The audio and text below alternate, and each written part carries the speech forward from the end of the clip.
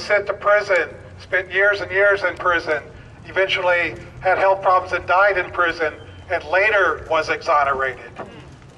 Okay, you understand, Rick Perry, what can happen? People get convicted. They go to prison. Before they can prove their innocence, they die.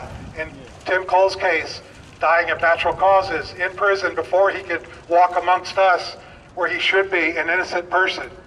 Todd is one of these people. So Cory, can you come up here and share with us the story of your family and of Tim?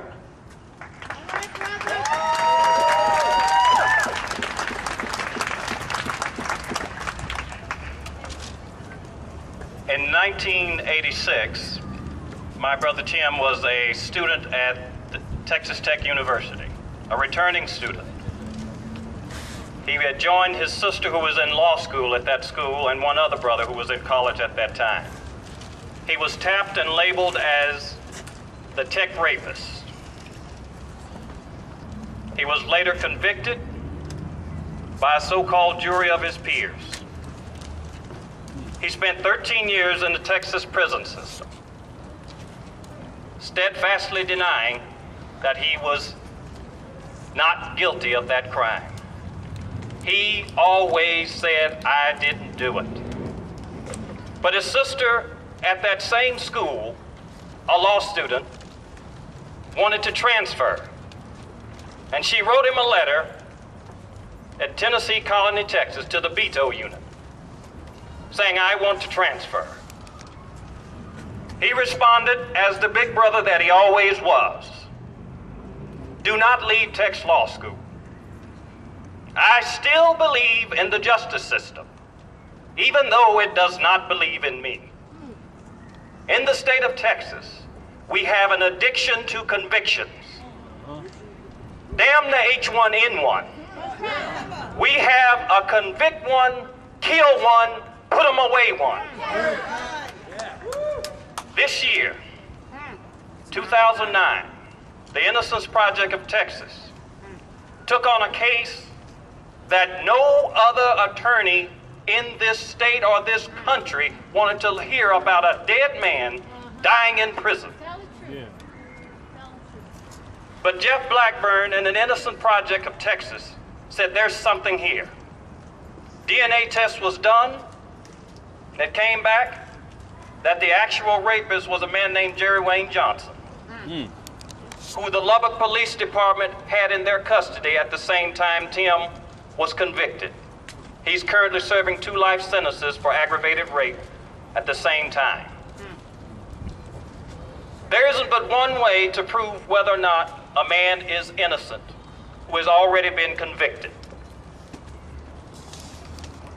Tim, even though the DNA test came back, the district courts did not want to exonerate a deceased man. They said they didn't know how, but they damn sure knew how to put him there. All right, come on now.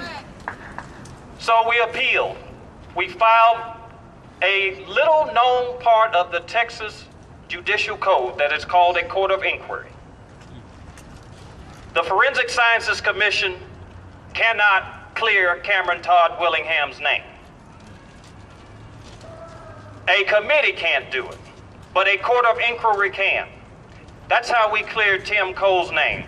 Right here, a few blocks away, in the 299th District Court on February 8, 2009, Judge Charlie Baird declared him innocent, wrongfully convicted. But we didn't stop there. Ironically, in 1986, I was a student here at the University of Texas, and I worked right here on this 3rd floor for a House member.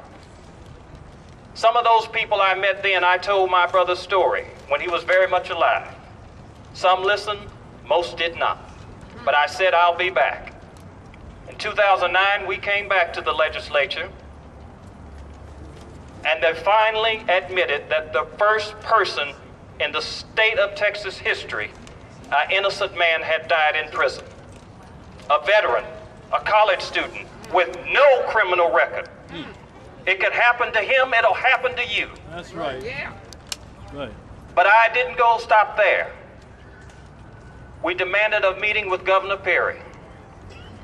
and he acquiesced. And Governor Perry said, if a bill gets here with Tim Cole's name on it, I'll sign it. Texas does have the most generous compensation for the wrongly convicted now. $80,000 a year for each year you spend in prison with a lump sum payment up front, and $80,000 to the day you die. But that's not going to do one bit of good to Tim Cole or Cameron Todd Willingham. Right. They won't get to spend any of that money. What you have to do is, because Texas has a conviction, a drug problem, addiction to conviction, we have got to get a vaccination. We've got to inoculate the police departments, the prosecutors, the legislators. You have got to get them to see it from your way. Yes. Why Tim captured their imagination. But on December 2nd, 1999, at 4:15 p.m., still crying out for justice and declaring his innocence, he suffered a massive heart attack, never to see the light of day again. But on that day, my mother did not cry. She said he died a rapist, but one day the world over will know his name, that he was truly an innocent man, the oldest of 7. He was a good shepherd, leading his younger brothers as his flock.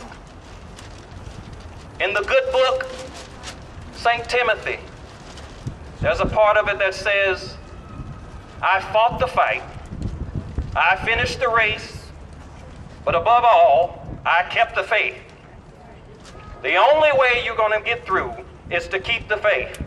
As my mother said, sometimes you have to have a sacrificial lamb. Mr. Willingham is the sacrificial lamb to open the eyes.